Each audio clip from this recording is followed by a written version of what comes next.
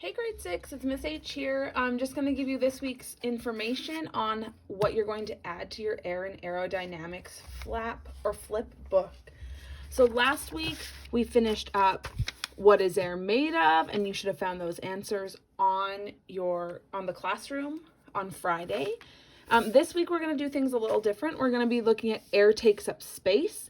And then we're going to skip one and we're going to go to air exerts a pressure. So on your orange, or your pages are white, I think. Mine are orange. I'm going to find the ones that say air takes up space. So I cut out the top ones last week from what is air made of. And so I'm going to use the bottom, air takes up space. I'm going to skip the next page and I'm going to go to the third page. It says air exerts pressure at the top. First thing you're going to want to do is cut them. I started with just cutting out the air takes up space pages because I don't want to accidentally mix them up. It's probably a lot easier to keep track of your papers in your house when there's not people all around you sharing a table space or desk spaces. But just to be safe, I'm going to cut out one at a time. Now I'm going to open up my air takes up space tab and I'm going to glue these in. Okay, now when I'm answering these, which you might do before you glue these in, or you might do it after. You're going to want to reflect on last week's experiment where you saw me take on Mrs. Inch in an attempt to blow up a balloon in a bottle, which, if we need to recall, I was the winner because, well, Mrs. Inch doesn't win at everything, okay? She likes to think she does, but she doesn't. So I'm going to glue the one at the very bottom here, and then my two other pages or pieces of paper I'm going to glue to the top of my flap.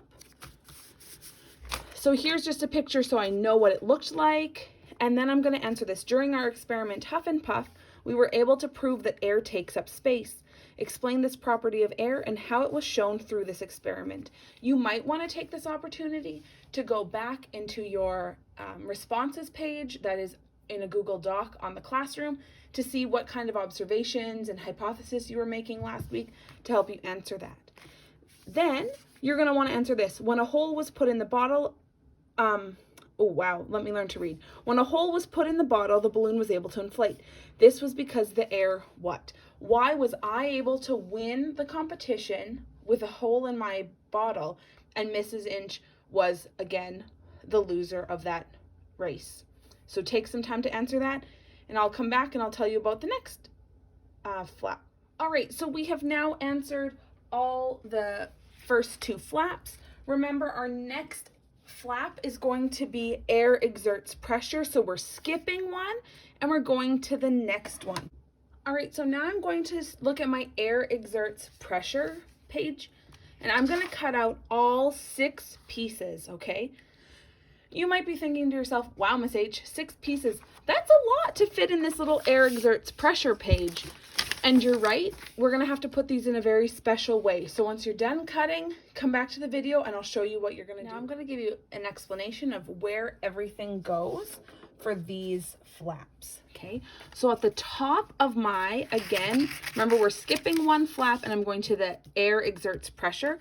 At the top, I'm going to take this big long one and I'm going to glue it. Sound effects always help with gluing. And I'm going to kind of try to glue it farther over to the left so it kind of goes right along that edge. Push it down. And then I'm going to take this one that has the paper and it's a ruler and it says fold. So I'm going to fold that back. Okay, so I folded it back. Now I'm going to flip it over, put a little bit of glue on that where it says fold. And then this flap is actually going to stick here. So it's still on my page. And now when I flip it up, I can read everything I've written here. When I fold it back down, it is covering a little bit of my paragraph, and that's okay.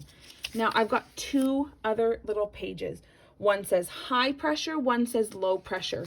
Just because I like it high pressure first, I'm going to put that first. Again, I see this little fold, dotted lines. I'm going to fold it back on high pressure. I'm going to take my low pressure, fold it back on low pressure. I'm going to put some glue on those tabs. And at the top of this one, I'm going to glue low pressure on the right. a little bit of glue, and I'm going to put high pressure on the left. Okay. And now I've got these other two little pages. Now I need to be really careful of which one I glue where.